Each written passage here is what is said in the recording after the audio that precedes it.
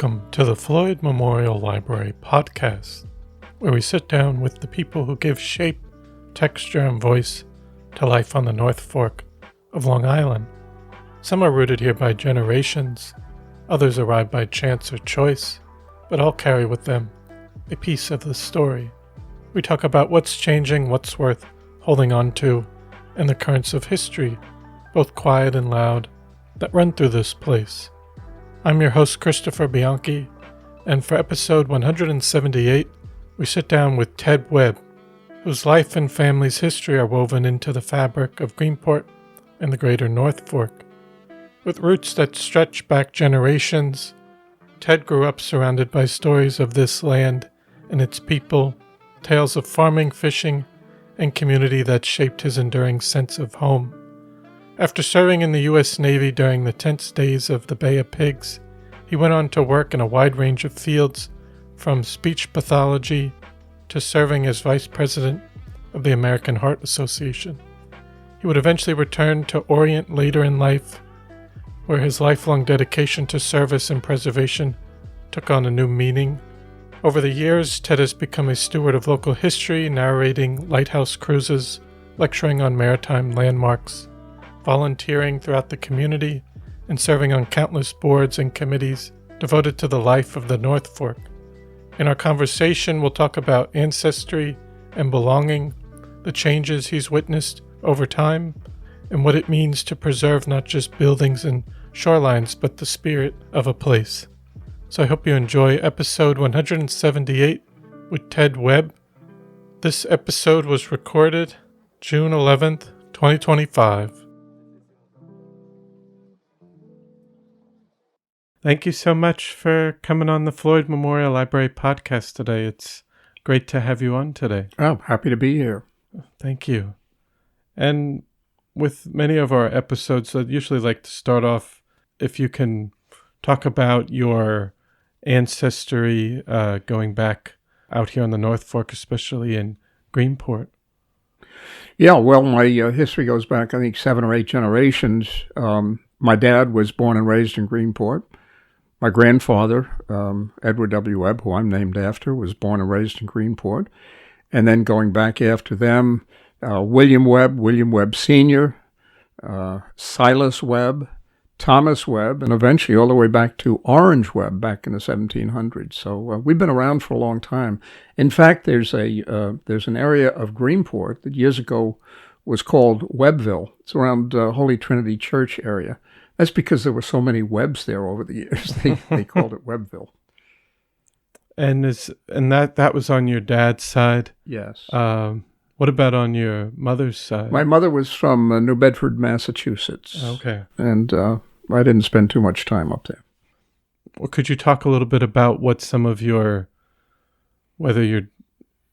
grandfather or even great-grandfather, what they did for work out here? Sure. Well, my grandfather, Edward Webb, was a butcher, and he worked in 2 meat markets in Greenport. One was called Preston's, which was over on Main Street, and then he worked for Bohack's. There was a Bohack's in Greenport over near the movie theater. And they also had a little candy store, which was right across the street from where the school was. Now, today there's a fire department there, but years ago there was a schoolhouse, and they had a little candy store, and they would sell candy and books and pencils to the kids in school. Mm-hmm. And that was your grandfather, but what about even your my great-grandfather? Going further back. Well, yeah, that was William Webb, and I don't know a lot about him. He had a beautiful big 3-story Victorian home on the corner of Central Avenue and Main Street, and I have drawings of that. And he owned a livery stable, and he had horses. So back in those days, if you wanted to go to Riverhead, that was an all-day trip. Mm-hmm. So you would rent a horse and buggy from my great-grandfather and take the horse and buggy and go over the dirt road to get to Riverhead. Mm-hmm. And if you wanted to go for a weekend, Smithtown was a whole weekend away. So travel was much slower in those days. So he had a livery stable. He also had a laundry business. And in those days, if you look at the history, men wore starched collars, white collars. And he would go around and collect them from his customers, and he'd put them on the ferry boat and send them over to New London, where they had a laundry. They didn't have a laundry in Greenport in those days. So he'd send all the collars over there to be cleaned and starched, and they'd come back, and then he'd deliver them. So he also had a little bit of a laundry business, I guess, on the side. Wow. And do you know, or did you ever hear from your dad or your grandfather how they have officially came to Greenport initially? Well, I don't know how much truth there is, but most of our ancestors came from England, and they settled in Massachusetts and Connecticut, and then eventually came across the Sound to Smithtown, and then moved east out here to Greenport and Orient. But my dad used to tell me they floated over on whiskey barrels across the Sound, and of course they made sure the whiskey barrels were empty before they came across. Yes. I don't think that was a true story, but that's what he used to tell me. And did you get to meet your grandfather? Oh yes, I knew my grandfather. Yeah, I would spend my summers with my grandparents out here. Yeah, my grandmother I never met. She was a Riley from Greenport. There were 13 Rileys here in Greenport. She was one of the 13. She died when my dad was 18 years old. He was just graduating from Greenport High School, and he was getting ready to go to the University of Pennsylvania, and she passed away. So sometime later, my grandfather married again. He married Minnie Conklin from Orient, and they moved down to Orient, lived in Orient. So I knew my grandfather living in Orient, and so most of my young life, especially summers, I was in Orient. I was a lucky kid because having my grandparents living in Orient, the local kids thought I was a local, but the summer kids thought I was a summer kid. So I had the best of both worlds, summer kids and local kids, and I had friends in both of those groups. Yes. And did you ever hear any stories from your grandfather that what he would talk about, or your grandmother about Greenport at all at that time, or did they not talk about it that much? Or yeah, I can't think of any specific stories. Okay. My dad would tell me stories about growing up out here in Greenport. What were some of his stories? Well, one story he used to tell was Brecknock Hall. Mm-hmm. It was owned by the Floyd family years ago. And, of course, I'm the chairman of that foundation now, so it's interesting to me, the history. And my dad said that was a party house when he was a kid. They had lots of parties there in the old Brecknock Hall. And used to tell me stories about going clamming and fishing out here. He loved to do that. He was also quite a swimmer. And one particular story I remember, there are summer cottages as you come around the breakwater, come into Sterling Harbor in Greenport, and those were scallop houses back in the old days. And my grandmother would tell my dad to go over and get some scallops. So he'd row his boat across. I'm not sure if that's called Silver Beach. It may be Silver Beach. I'm not sure. Silver Beach, yeah. And he'd row over there. And my grandmother would always warn him, now you be careful because they use dirty words, so don't listen to what they're saying. Had my tonsils out in the old hospital here when I was 6 years old, and it was a mansion. You remember before they knocked that down? Yeah. I remember the mansion. In fact, the operating room was the former dining room. Wow. I remember being wheeled in there to have my tonsils out. The surgeon was from Shelter Island. He'd come over and spend the day over here during surgery. Everybody loved him. And I remember being wheeled into what was the old dining room.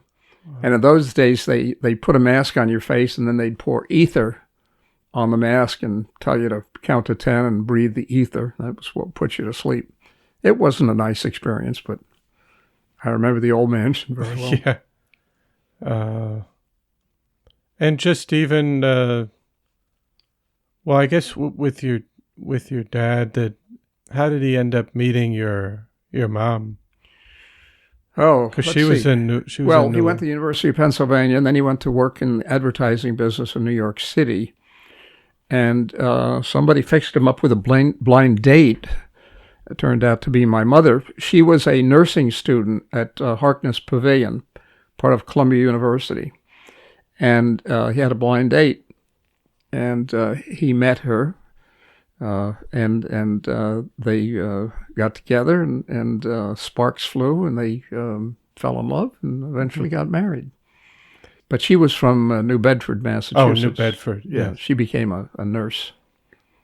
But he wasn't interested in coming back to Greenport after. No, he didn't settle back out here, but his love of Greenport and the North Fork was very real. Mm-hmm. And we would come out here on weekends to visit my grandparents, his parents, and spent a lot of time out here. And I spent just about every summer of my young life out here. And of course, my grandfather and my step-grandmother had moved to Orient at that point. That was back in the 1920s, actually, that they moved to Orient. Wow. So I spent all of my summers with my grandparents in Orient. But where were you living during your school years? We lived in East Williston Okay. in Nassau County. And then, but you said, you would come out every year. Oh, spend the entire summer out here, worked out here summers. I worked in the A&P, worked in the vegetable department with Frank Wadersky. And I also, it was a rite of passage. We all worked on the farms in Greenport, the potato farms. Mm-hmm. And we worked from 7 in the morning till noontime. We'd be covered with brown dirt. Then we'd all run down to the wharf at the end of Villar's Lane and jump in the water and clean ourselves off. And that was hard work, but it was a rite of passage. If you were a kid out here, you had to work on the farm in the summertime. Mm-hmm. I think we got 75 cents an hour and 2 cents for every half bushel potatoes that we would pick. And what other activities would you do out here for? I worked for a dock builder Mm-hmm. for a while, and that was tough work because you'd be working around creosoted wood, Mm-hmm. and the creosote would get on your body. That's not good stuff. But I helped build a lot of the docks around here, over on Shelter Island and some of the piers here, the wooden piers here in Greenport. Did a lot of that work in the summertime too. And well, I guess even into your middle school and high school, coming out here, did it feel like it was a working port town village still at that time? I would say it was pretty much a blue-collar community. There were fishermen and farmers and local business people. And that was about the extent of it. Yeah. But I went to school in Nassau County. I went to Chaminade High School in Mineola. Okay. So I didn't go to... actually, when I was a little kid, I did spend some time at the Oyster Pond School. I think I went there for half a year. Yeah. So I did spend some time in a local school out here, but not much. Yeah. And did you have a favorite place or restaurant or that you'd like to go to in Greenport or? Sure. Now, this is when I was in my late teens. Okay. It was called Mitchell's. Mitchell's Restaurant. And it's where the park is now, Mitchell Park. Yes. And Harry Mitchell and his wife owned it. And we used to meet there. And that was the statement, hey, I'll meet you at Mitchell's Bar. It was a beautiful Tiffany bar. I remember it very well. And it was kind of a watering hole for us. But the other nice thing about Mitchell's was in the summertime, Harry Mitchell would hire young women from colleges all up and down the East Coast. I guess he probably advertised. Mm-hmm. So these young ladies would work as waitresses. And so we'd sit in the bar and take a look at the waitresses and see which ones we wanted to take out on a date.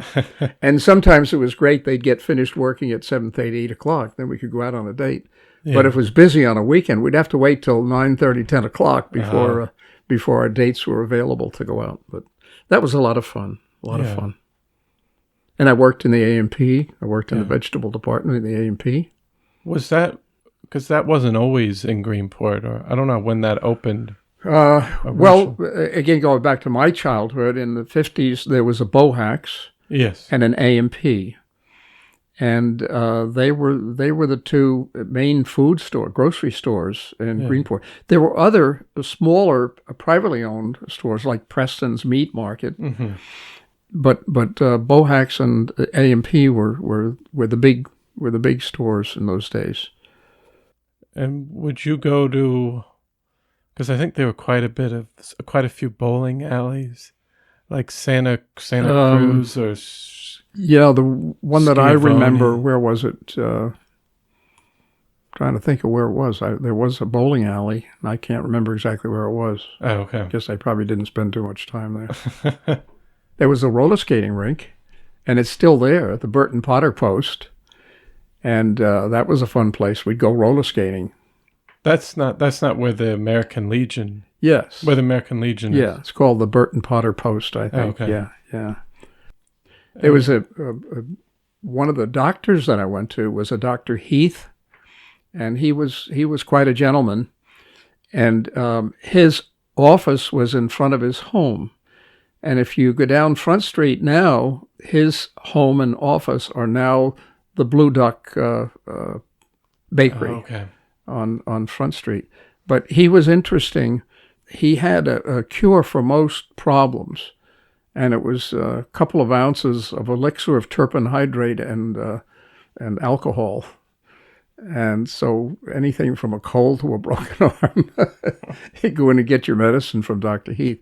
In those days, it was common for doctors to make up their own prescriptions and sell them to you. So he was an interesting character. And then later on, I went to, there was a Dr. Olson, Dr. Bill Olson, and he was our doctor. And Dr. Kaplan, William Kaplan, he went to school with my dad. My dad went to the University of Pennsylvania. He went to the University of Oklahoma and became a physician. And the other person that he graduated from high school with was Joe Townsend Sr. And I think Joe went to Yale. Then Joe came back and created an insurance business in Greenport. Mm-hmm. And would you come to the library here at all? That's not as much of an interest. I can't say I spent a lot of time in the library. I would come here once in a while. Yeah. What about even I guess the arcade was here. Yeah, the arcade was a department store. And there were probably other men's clothing stores in the area. There was Levin's. Was a men's clothing store on Main Street down toward the water. And there was also, there were several Levins. One was a dentist, and he had an office, second story on Front Street in Greenport. But there was also Levin's Men's Shop. I think there were several brothers. Yeah. And then there was also a Levin, again, one of the brothers, who owned the Soundview restaurant. Okay. Up on the main road and the North Road out just outside of Greenport. Yeah. And you said you remember when the ferry was over on Main Street by Preston. Ferry used to come in from Shelter Island, used to come into the foot of Main Street right by Preston's and Claudio's restaurant. Mm-hmm. And again, that was back in the 40s and the 50s. Would that get backed up pretty crowded? Yeah, I think ultimately that's why they probably moved it over to the railroad station, because you'd have cars, and the ferry boat was bigger ferry boats in those days. And they'd offload 8, 10, 12 cars at a time right onto Main Street. Yeah. So it could create a bit of a traffic jam. Yeah. And they eventually moved them over to the railroad station. Mm-hmm. There was also a shoe store in Greenport, right across the street from where the drugstore is now. The Colonial Drugs? Yeah, Colonial Drugs. It was called Brandy's, and it was owned by Holton Brandy, Brandy Shoe Store. And then across the street from Brandy's was I guess it was, you call it, an ice cream candy store and a newspaper store. And that was owned by Mr. Martosha, and he eventually became supervisor of South Hole Town. I'm taxing my memory now, but those are some of my memories. Yeah. And you probably even remember some of the parades and stuff going through Front Street. Yes, yeah. Later on in my life, when I was out here full time, I was the president of the Seaport Marine Foundation over in the railroad station. And we would have a big parade every year, and I was the announcer for the parade at the corner of Front and Main. I'd stand up there and welcome all of the different groups in the parade. I did that for a number of years. Yeah. Now, and then just to, you said you went to Chaminade High School. Yep. How was that experience, and did you know what you wanted to do coming out of high school? Does any teenager know what they really want to do? Some do, I guess. But Chaminade is an outstanding school. Yeah. It's run by Marianist brothers, and 99% of the graduates go on to college. Mm-hmm. A lot of them went to Villanova, as I recall. And a lot of them have become pretty well-known people. Who's the guy that used to be on Fox News? He lives over in Montauk. I can't think of his name. Not O'Reilly. Yes, Bill O'Reilly. Bill O'Reilly. He went to Chaminade. Yeah. And I won't remember his name, but a famous actor. And he was in my homeroom at Chaminade. And he was in Death of a Salesman on Broadway. I could look it up. I'm not sure. I can't remember his name. But he graduated with me from Chaminade. And the CEO of one of the big corporations in America was also a graduate of Chaminade. Brian Dennehy. Brian Dennehy. His Death of a Salesman. He was in my homeroom at Chaminade.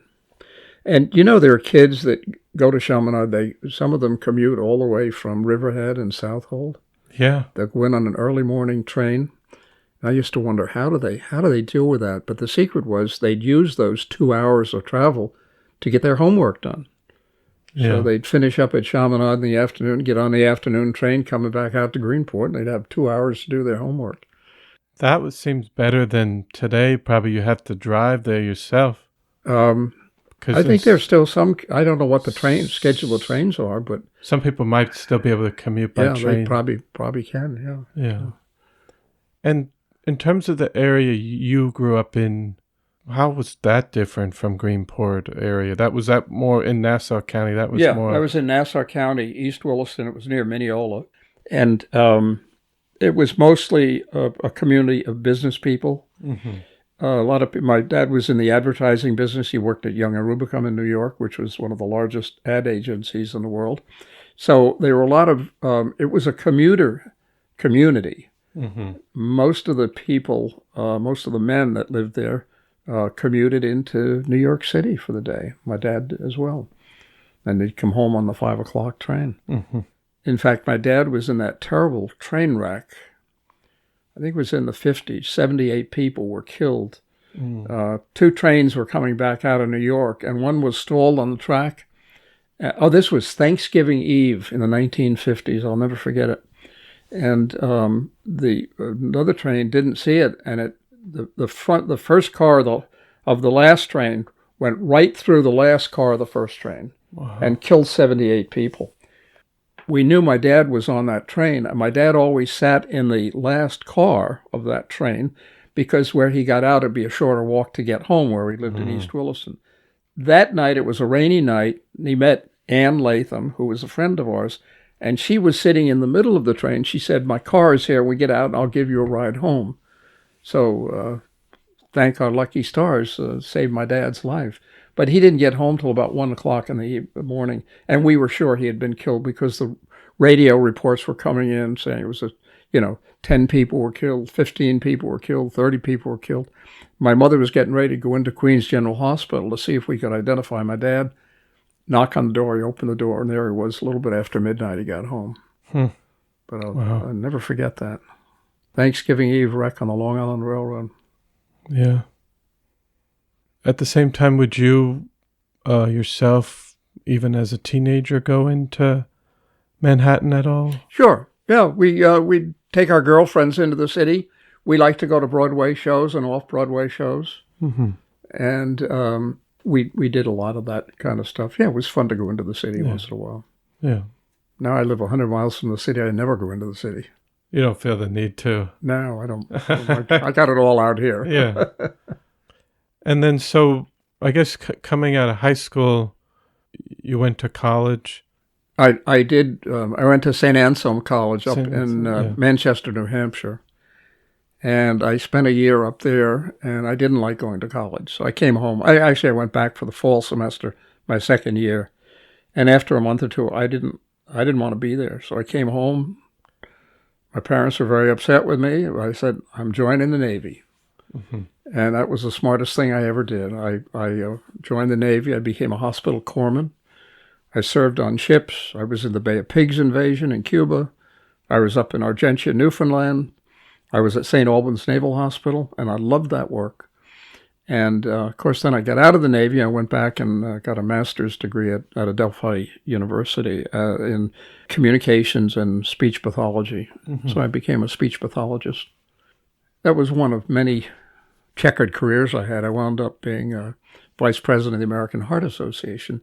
And that's because I had volunteered for the Heart Association for their stroke committee, because I worked with stroke patients. And I was on the staff at several hospitals, St. Francis Hospital, Winthrop, which was Nassau Hospital in those days, Hempstead General. And I had a private practice. And then the job opportunity at the American Heart Association, I used to volunteer for them. And I was hired. I became the senior vice president of the American Heart Association. So I had a checkered career, but always loved what I was doing. I was always very fortunate. Could you talk a little bit about your time in the Navy and even the Bay of Pigs? Yes. That experience? Well, if I tell you about the Bay of Pigs, then I'll have to shoot you. Okay. But I think, at the time we were told we weren't supposed to talk about it. It was a terrible debacle, actually. But I was on an LSD out of Norfolk, Virginia, and we left port. We didn't know where we were going. The only person that knew was the captain. And let's see, who was the president in those days? It was John F. Kennedy. And I think he had inherited the planning for the Bay of Pigs from, who was the president before Kennedy? Was it Eisenhower? Eisenhower, yeah. So the planning started during Eisenhower's presidency. And Fidel Castro was a threat.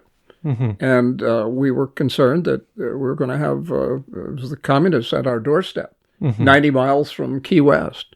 Yes. So the plan, I don't know all of the details, but I think the plan was to put mercenaries ashore and to wipe out the Castro and that administration and install a new administration, and that would have solved the problem. But it was a disaster. We went into a place called Cochinos Bay, the Bay of Pigs, a little bit after midnight on April 17th of 1961. The first thing that I noticed that was and we were what was called darkened ship, so you didn't have any. You couldn't even step out on the deck and light a cigarette because you didn't want to give any cigarette could be seen miles away. Yeah. So on darkened ship. And we rendezvoused with several smaller ships that brought the mercenaries, the brigade of, I think they were former Cubans, actually, and they'd been training to invade their homeland. So we rendezvoused with those ships, and we provided the landing craft. We were on a landing ship dock, and we provided the landing craft that took them ashore that night. But it was low tide, just a whole series of problems. And I think they knew we were coming. So I read the history books. It tells you the history of what happened, but it was a disaster. Yeah. But I was there. 19-year-old kid. What did I know? You didn't feel like at that time were you yourself nervous going into that, like what was going to happen? We had a great skipper, and he talked to us when we got closer to Cuba and got an idea. We knew. We were in Roosevelt Roads, Puerto Rico, for several days before we went to Cuba, and every day a third of the ship's company would go to a beach, and we'd have soda and beer and hamburgers and hot dogs. And the old timers on the ship said, they're fattening us up for something. We're going to do something serious. So, and of course, then we left and went to the Bay of Pigs. All of uniforms were taken away from us. The numbers on the ship were painted out, and so we were kind of incognito. But we were alone. We were the only Navy ship there, basically. Yeah.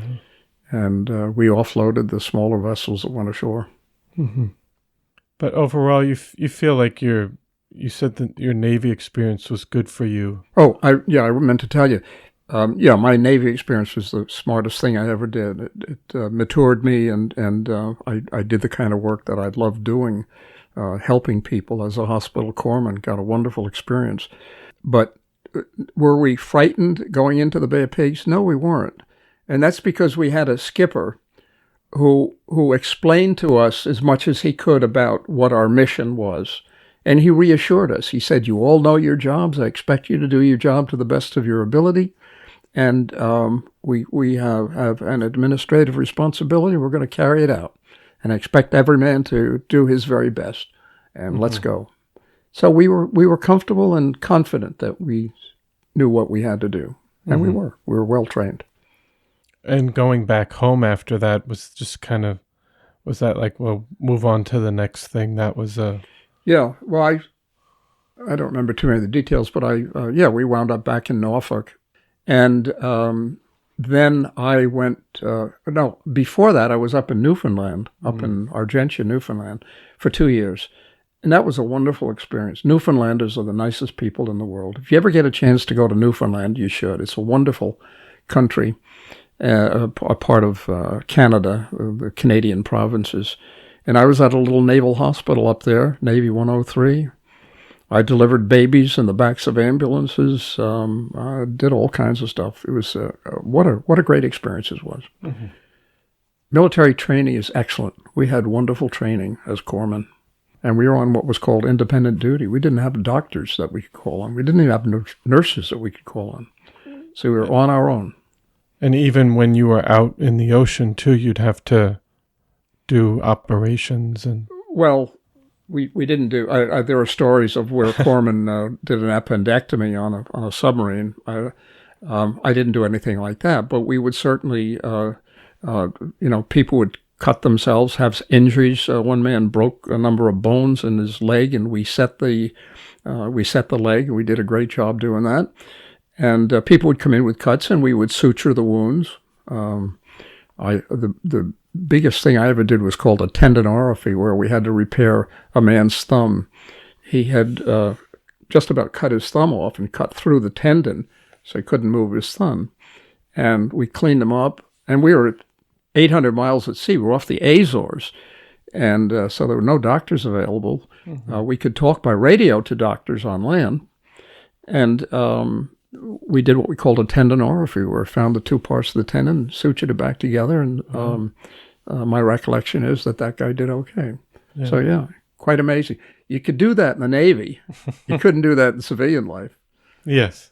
We'd be arrested for practicing medicine without a license, but Navy covered us. So, yes, so it was a great experience for me, and it made me appreciate the fact that I did want to go back to college.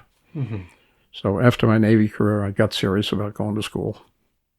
And how did you said speech pathology? I became a speech pathologist, yes. I had a master's degree. What attracted you to that area, you think? I got a scholarship. Okay. I got a New York State Public Health Scholarship.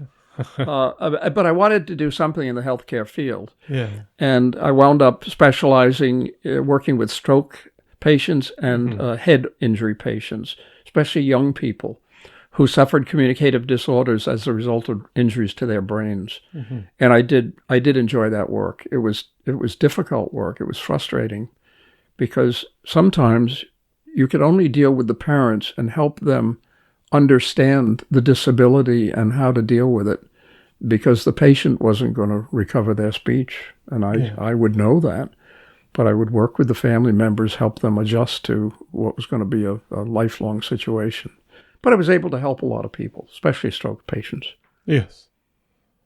And then, I don't know, could you talk about that, your time, you mentioned your time working at a FM radio station in New York? Oh, sure. I worked at WLR-FM, which was the first FM stereo station in the New York metropolitan area. It was a station we broadcast out of the old Garden City Hotel, the basement of the Garden City Hotel. And some people may remember Don K. Reed and I worked together. Don went on to CBS-FM. He became kind of the doo-wop king in New York City. Dick Neer became well-known in sports radio. He went to WFAN. And Mike Harrison became well-known in talk radio. And he created a magazine. It still exists online. It's called Talkers Magazine. So, those were great days. We had a lot of fun in radio. And it's when I was going to graduate school at Adelphi. So I worked part-time at the radio station. A lot of fun. And because you have a voice for radio, did you know that at the time? I don't know. I don't know. Or people commented? But it's interesting you mentioned that. Maybe the good Lord has given me a decent voice. As I've gotten older, I'm sure it's deteriorating. But I've always done things that have required me to use my voice. As a radio broadcaster, I'm a lector at a local church here in Greenport. I've been doing that for 35 years. And I've done a lot of public speaking in my life. And I guess I was blessed with a decent voice, and it helped me out. Yes. And then I guess moving forward, you did that as a career, the speech pathologist, but... it was a career for 20 years. For 20 years? Yeah. Yes. And I did volunteer work at the American Heart Association.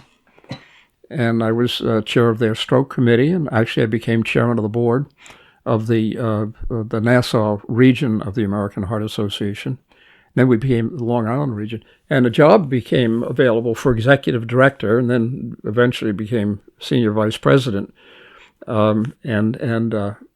I took the job. I applied for it, had to wait, and I came up with 20 years in public health. I had worked in the Department of Health in Nassau County, so I was vested, fortunately.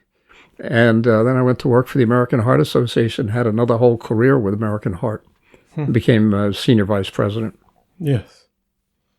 And I remember that organization, even into the 90s, was growing quite a bit. American Heart? American Heart. Oh, yeah. It's one of the big ones, along with American Cancer Society, Tuberculosis Association. They raised their headquarters is in Dallas, Texas. Okay. But I was part of what was called the Heritage Affiliate, which was New York City and all of New York State, and I ran all of Long Island. And during this time, would you still come back out to the North Fork? Oh, sure. Yeah. Yeah. And especially when I was working for the Heart Association, I had to cover all of Long Island. And I hired a woman who lives in Southold to come out here, and she started doing a lot of fundraising both over on the South Fork and the North Fork of Long Island. And they still have a significant presence on Long Island. Yeah. And do you remember coming back out to Greenport, say, in the 70s and 80s? Felt like that was a time that there was a transition period in Greenport where it was going through I guess you could say it was going through a tough time a bit. There were some abandoned houses, and Mitchell Park was empty. That was abandoned. Yeah, I remember those days. I don't know if I was probably spending weekends out here. I wasn't living out here full time, of course. Yeah. But I spent as much time as I could out here. Yeah. And I remember those days. Greenport was kind of a backwater community, And there were a lot of empty buildings on Main Street and Front Street. Yeah, it kind of was going down the tube. And then look at it now. Yeah.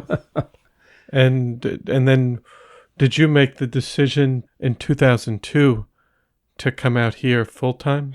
Yeah, I think that's when I retired. Okay. And we had a home in Orient. It was my dad's home, and I inherited it from him. And I had known, and fortunately I married a woman who agreed with me, that we wanted to spend our retirement years back out here in this community that we love. And we've been here since, I guess, 2000 on a full-time basis. Yes. What is that, 25 years? Wow, time flies. One of the nice things about spending time out here as a kid, I developed friendships that I've had for a lifetime. And I keep in touch with, some of them have passed away, unfortunately. But I still keep in touch with those friends that had these friendships with when I was a teenager out here, young kid. One of the things that I noticed that has changed a lot over the years, most people probably wouldn't even be aware of it, but I love to go fishing and clamming. And a lot of the stuff that we pulled out of the water in those days, back in the 50s, are gone. Now, maybe they're in other areas out here, but they're certainly not out in Orient where I used to go and the different little creeks and inlets that I used to go to. But fiddler crabs. I haven't seen a fiddler crab in 30 years. Eels. We used to go eeling at night, put a spotlight on the front of your boat, and there was eelgrass all along the edges of the bay. Eelgrass is all gone. There are a number of reasons why, and they're trying to bring it back. But we would go spearing eels. I never ate them. I never liked seafood, but we'd go eeling. Eels are gone. Swell bellies. Do you know what a swell belly is? No. It's a fish. You tickle it under its chin, and it would swell up, and you could almost use it like a bouncing ball. Puffer fish. Not probably in that family, but we call them swell bellies. Okay. Now they are starting to make a comeback. They're getting them in the traps out here again now, but they were gone for quite a while. Soft shell clams, gone. Don't see any more soft shell clams out here. The two things that have survived have been hard shell clams. I love going clamming down in Halleck's Bay. I don't eat the clams, but I love to go clamming. I have a list of people. I call them when I get my clams and come and get their clams. So hard shell clams and horseshoe crabs have survived, probably for millions of years, I guess, especially horseshoe crabs. But a lot of the stuff disappeared. Now, some people say it was runoff from the chemicals used on the farmland. I don't know if that's true or not. But we did something to our environment that killed off a lot of the stuff out here. So that's one of the significant changes that I saw from my childhood going forward. And I know there are a lot of good people working now to bring that all back. Yes. Yeah, I think there's been some success. Yes. With that, which is good. Scallops are starting to come back. People still have the oysters. Yeah, the oyster industry has come back. Yeah. Oystering was a big industry out here when I was a kid. Yeah. And then it all died off. And now it's coming back. They have these wonderful little boutique oyster companies out here now. And oysters are great because they clean the water. Yes. But, when I was a kid, there were oyster beds all over. Where there's probably condominiums now or factories. Well, they were out at the entrance to Halleck's Bay and in Little Bay, Peconic Bay. And I don't know. They would get the bud oysters from over in the Connecticut River and bring them over on oyster boats, and they would then seed them on the bottom. And to mark where the oyster beds were, they had a big stake that would come up out of the water with a flag on it. And you knew to just, don't go near those areas because that's where the oyster beds were. They had oyster beds out in Gardiner's Bay and also in Little Bay. And it was a big industry. And there were oyster houses, shellfish houses There was one in East Marion, Mm-hmm. and there were two in Greenport. One at the entrance to Sterling Creek, and the other one over by the condominiums over at the foot of, I don't know if it's 3rd Street or 4th Street. It's condominiums down there now, but Okay. there was a big oyster factory there years ago. Yes.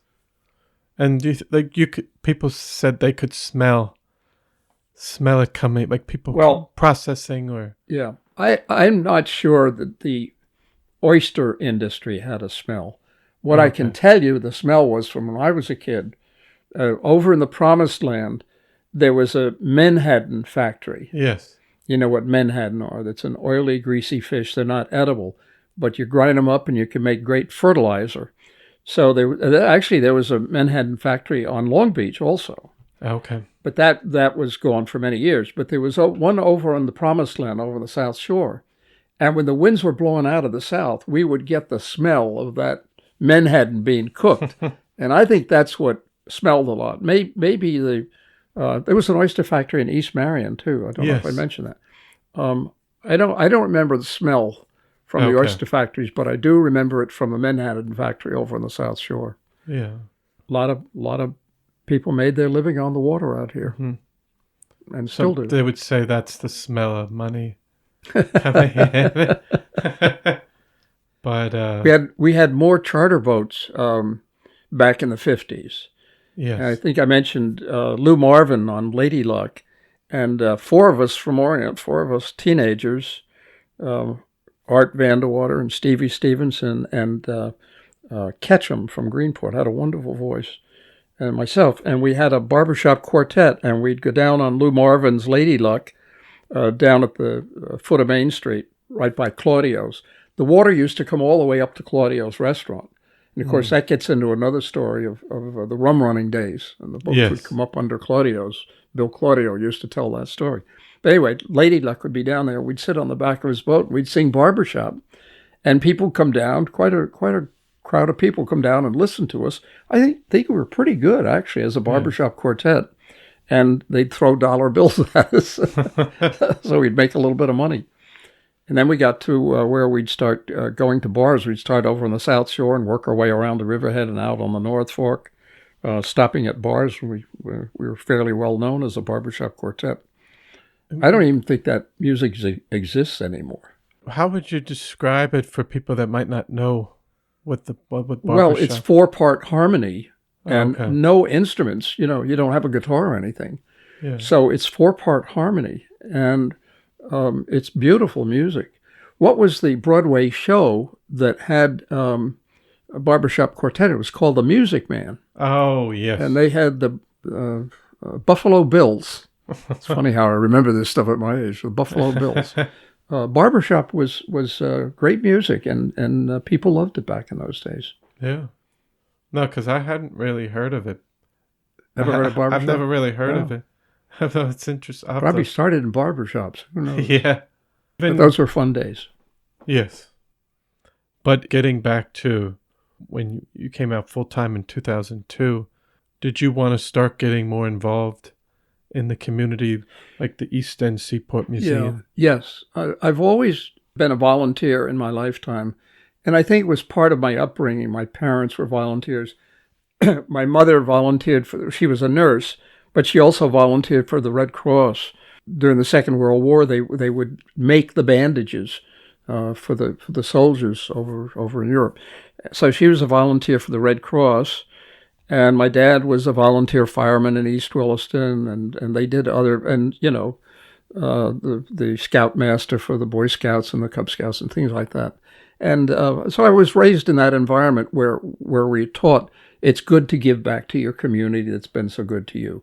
So I've always enjoyed volunteering, and when I got out here on a full-time basis, I became the president of the East End Seaport Museum, and then I've got involved in my church, and I was also chairman of the local school district, Oyster Pond School.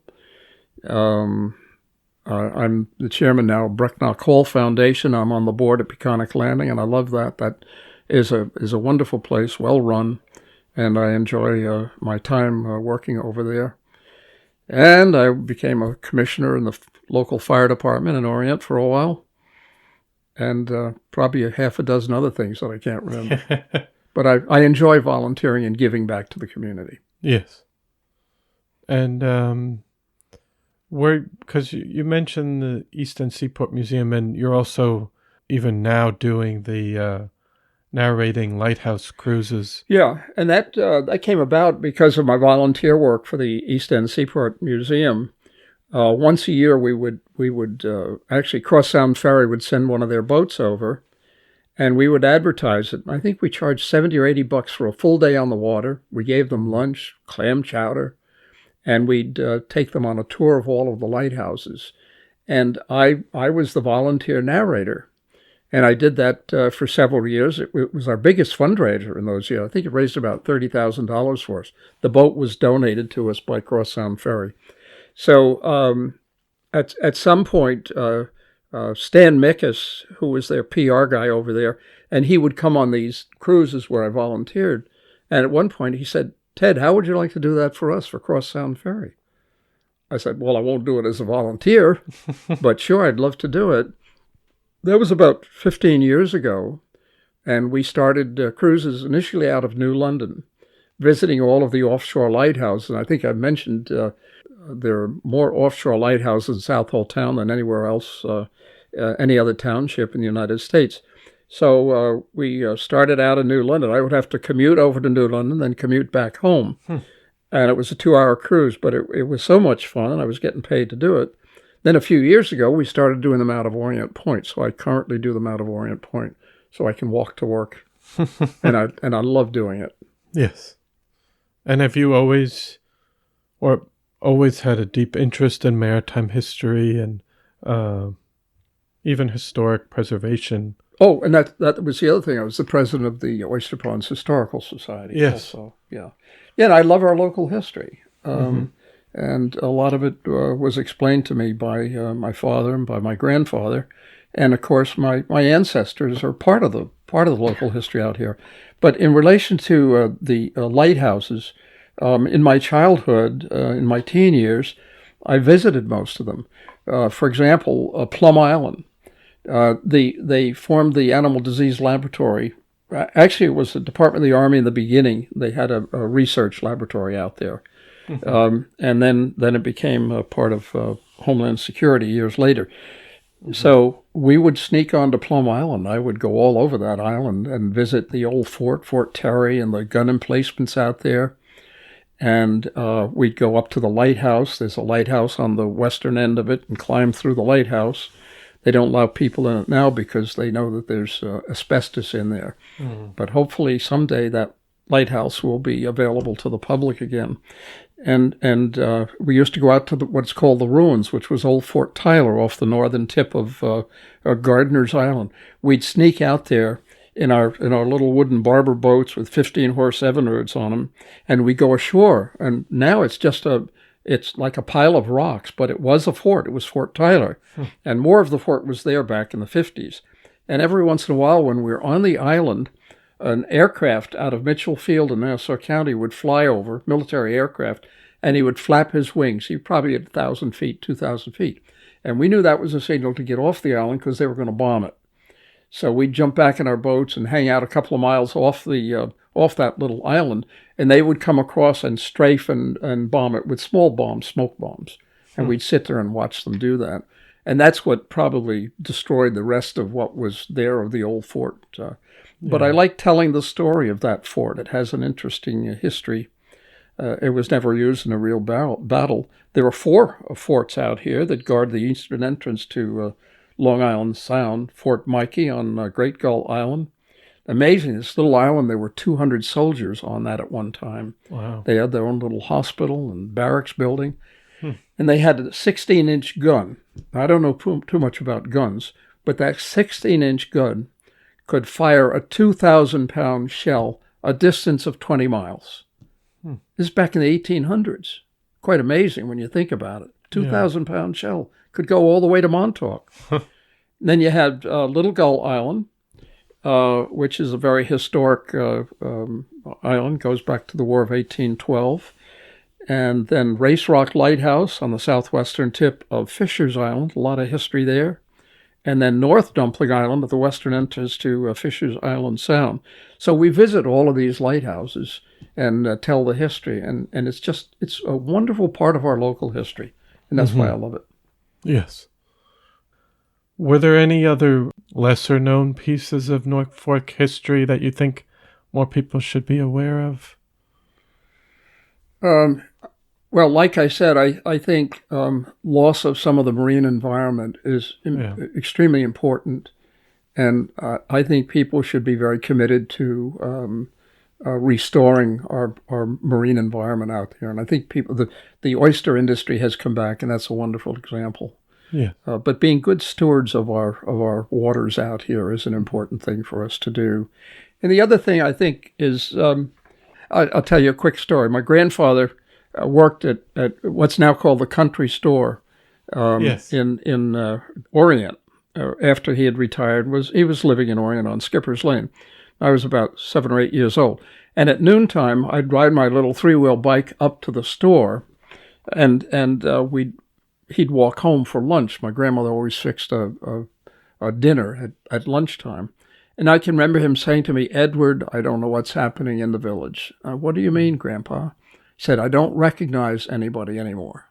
Now, that was in 1946. He was telling me he didn't recognize, because there were new people coming into the village, even in the 1940s.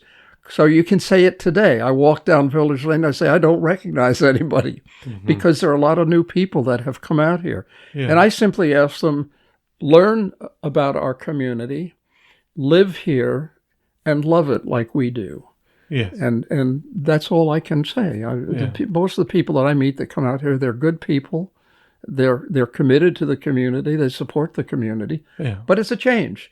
Yeah. It used to be a very local community. Everybody knew everybody. Now it's a lot of people coming in that are new people to the community. Yeah. And it can be hard as you might have some that are more just summer-based. They only come out in the summer, so you only see them in the summer. Yeah. Well, you have the focal point for summer kids would be the Orient Yacht Club down on the wharf. And that's a historic wharf, by the way. Yeah. But the Orient Yacht Club is very popular with summer folks. They have sailing programs.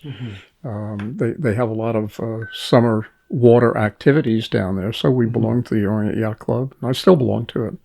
It's a great place to meet people and have a lot of fun. Watch the sunsets from the end of the wharf. Yeah.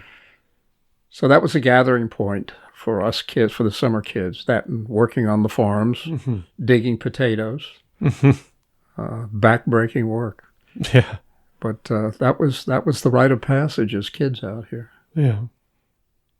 And what about even I think preserving the open space and the architecture out here is important too. Yeah, well, you're calling things to my mind. I was also chairman of the Historic Preservation Commission for Southall Town for a number of years. And, I guess the only way to describe it, when people come to the community, they love walking down Village Lane and they say, "Oh, isn't this a beautiful little community?" And it is a beautiful little community. But that's because in its history, going back generations, people have taken care of the homes. They've restored them, and they've kept the community looking pretty much like it was back in the late 1800s and early 1900s. And in fact, the village of Orient is a historic district. And if you buy a home in the historic district, you can't change the facade without going before the commission and getting permission to do it. And that's the way you hold on to the history of a community. Yeah. Some people argue that who's going to tell me what I can and can't do with my home? Well, if you live in a historic district, there are some rules. There's one other historic district in Southall Town, and that's in the village of Southold. And there are individual homes. People have applied to get historic district status. Yes. So there are individual homes throughout the community that are also listed. And then the village of Greenport. I think they have a historic district, We have a too, historic district here. There's some controversy right now with wanting to make the whole village, not just what we currently have, but the whole village. But I think... Well, the village is not very big. What is it, a mile square? Yeah. And there are a lot of beautiful historic homes in this village, and they're worth saving. Once they're torn down, they're gone forever. Yeah, you're They not never going to come get back. the same material and the same quality. I mean, I have a drawing of my great grandfather's home. It was the corner of Central Avenue and Main Street, and it was a beautiful 3-story Victorian home. And that, I don't know why they tore it down, but they tore it down in the early 1900s. And now, of course, there's the what is the building that's there? It was like a legitimate theater. It's a furniture store now. Oh, Golden? Yeah, Golden's Furniture. Yes. But you go in there and there's a big auditorium in the back. That's exactly where my great-grandfather's home was. Wow. So a lot of wonderful history in this community and in the North Fork community. Yeah. You know, you when you come out on the North Fork, the first thing that hits you is the farmland on both sides of the road. And there are efforts to preserve a lot of the farmland. And that's a good thing. Yeah, definitely. In my opinion. I think so, because even just looking at the rest of Long Island and even the South Fork has let in more than it in the 70s and 80s, and the rest of Long Island has already kind of been built over. Well, think of Levittown as an example. Yeah. You know, which was a good idea because men were coming back from the war and they needed places to live. So Levitt started building inexpensive homes, and that created Levittown. Yes. But it was mass production of homes all over the place. Yeah. There are things that we need to hold on to in terms of our history out here, if we want to. Yes. If everybody decides they don't want to do it, well, then it'll go in a new direction. But there's it's a beautiful community. And by the way, you know, farming, potato farming and vegetable farming was the big thing out here when I was a kid. And now it's vineyards. And isn't that wonderful that the land is being used for a lot of vineyards now? Not too many farms left, but there are vineyards. So that's good use of the land. Definitely. No, that's definitely saved the open space. Yeah. And I think some of the farmers have sold their rights. Yeah, for the Community Preservation Fund. Yeah, CPF. Or something like that. Community Preservation Fund. They can sell the land rights to the town. Yeah, so it can't ever. The farmers can own it and they can farm it, but they can't sell it and allow it to be developed into a lot of subdivision. Yeah. There's a lot of controversy now, and I don't know too much about it, but there's a proposal. I have a well on my property. Yeah. And it's good water. We've had it tested. And everybody in Orient had their own well for many, many years. Now I understand Suffolk County Water Authority is planning to, is hoping to put pipes all the way to Orient and come across the causeway. And I guess that's a good thing. We have a very fragile water supply out here. It's very close to the surface. Salt water can encroach on it if we take out too much of the fresh water. So maybe it's time. I don't have a strong opinion one way or the other, but I do know I've had well water all my life. My dad drank well water. He lived to be 97, so I guess it's been pretty good over the years. So that's going to be a change. Of course, some people argue that when you put electricity and water supply in, that's when the subdivisions come. It makes it easier. Yeah. No, it would make it easier. Yeah, that's one of the arguments against it. Yeah, I'm not sure about it. I mean, I'm kind of in the middle. I'm not sure, but I don't have an opinion. It's probably a good thing, and it's probably got to happen. Yeah, but I would hate for these beautiful vistas that we have out here to be lost. You know, and be overdeveloped, basically. So, but you can argue that one on both sides. You know, if people own land, they have a right to build on it. And that's part of our society. So how can you say, no, you can't build on it? Well, there are some laws that can be passed that can help to create a win-win, I guess. Using part of if you own, say, 100 acres, well, farm 90 of them and build on 10 acres, something like that. That works. And the people are always talking about workforce housing for people that work That's out an here. important need out here, absolutely. Young people can't afford to live out here. Mm-hmm. I mean, houses, you look at the want ads, the housing market, everything, $1 million and up. Mm-hmm. Who can afford $1 million home when you're just starting out in your career or graduating from high school and wanting to stay in the town where you grew up? Yeah. You can't do it. So you wind up moving away. A lot of the kids that grew up in Orient that I knew as a kid, they don't live in Orient anymore. Mm-hmm. They live out in Tucson. They live in California. A lot of them went to California, actually. So just couldn't. They can't afford to live here. That's the downside. It's very unfortunate. Yeah. So we need workforce housing. Yes. Very badly. Very badly. Yeah. Got to figure out how to crack that one. Yeah. You did mention are you the chair of the Brecknock Hall? Or the president of Brecknock Hall? We have Brecknock Hall Foundation. People probably know the history on it. It was built by David Gelson Floyd, who was the grandson of William Floyd, who was a signer of the Declaration. And this was his home. He built it here in Greenport. In fact, the building that we're in here now, the stone was the leftover stone from the home that he built, that he called Brecknock Hall. Yes. It was called Brecknock Hall because his ancestors came from Brecknockshire over in England. Okay. And so they call it Brecknock Hall. So we have a foundation, and some of the history I recall, the building fell into a sad state of disrepair, probably back in the maybe 70s and 80s. I don't know who owned it then, but the windows were blown out, vermin were coming in, birds were flying in and out, and the place was really deteriorating. And a group of wonderful volunteers got together about 20 years ago, I guess, and they got some money, did some fundraising, and they restored Brecknock Hall to pretty close to what it was like back in the mid-1800s. It's a beautiful building, fabulous history. So a foundation was created, and I was asked to be the chair of it by John May, who was the chairman of Peconic Landing. Peconic Landing owns the land, and Peconic Landing owns the building. But our foundation are kind of the overseers of Brecknock Hall to make sure that it's properly cared for and properly utilized. And nonprofit organizations are welcome to use it free of charge.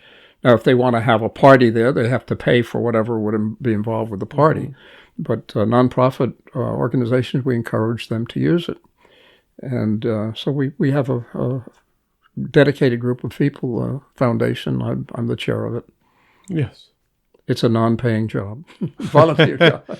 More volunteering, but no, that I saw that was important because I think, like you said, it was kind of in disrepair. Yeah. David Gelson Floyd had quite a history in Greenport.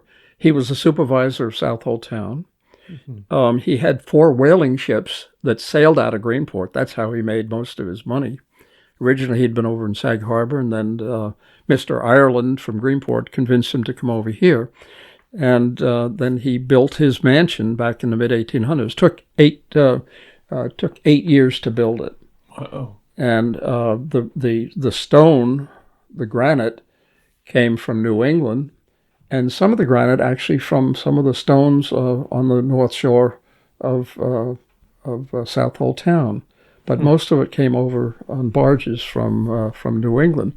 And I'm told that the stones that were left over are what were used to create this wonderful library here in Greenport. Yes. And it's why it's called the Floyd Library. Yes. And the daughter, Grace Floyd, helped with, I think, donating the land and yes, I believe that's right. Yeah. And it opened 1917. Yeah. So there's an interesting history. Yeah. And we can probably thank the Wisconsin glacier from thousands of years ago that came down from Canada and carved out the Connecticut River Valley. And, of course, when it got to the Atlantic Ocean, it melted, and that's why we have Long Island and the rocky shoreline on the north shore and the sandy beaches on the south shore. Yeah. All thanks to the Wisconsin glacier. Yeah. And then just, I guess I think we touched on it a bit already, but just looking to the future, what would be your hopes for the future of the North Fork and its community down the line? What would you hope to see? It will continue to evolve in terms of the people who live here, the people who are living here who will die off, and new people have to come into the community. My hope is that they will appreciate the community and learn about its history, get involved with the Oyster Ponds Historical Society as an example, or the Southold Historical Museum, and learn about our history and what makes it such a special place, and then hold on to that and preserve it. Change occurs, but let's hope that the change occurs very slowly so that future generations can have the wonderful privilege of living out here, growing up out here, as I did. So let's keep the good parts of it, knowing that over time it will change. Yes. It will change. Yes, absolutely. I usually ask at the end if there was anything else you'd like to say or discuss that we haven't talked about or we haven't covered. No, I think the one important point that I made was how the marine environment has changed, and in a negative way, and I hope that's coming back. And learn about our history. It's a wonderful history of the beginning of America. And also learn about the Native Americans who lived here long before the white man came. They have a history of thousands of years of living here and tilling the land. There were Indian tribes that even lived on Plum Island. So we just got we're a microcosm of our wonderful United States of America.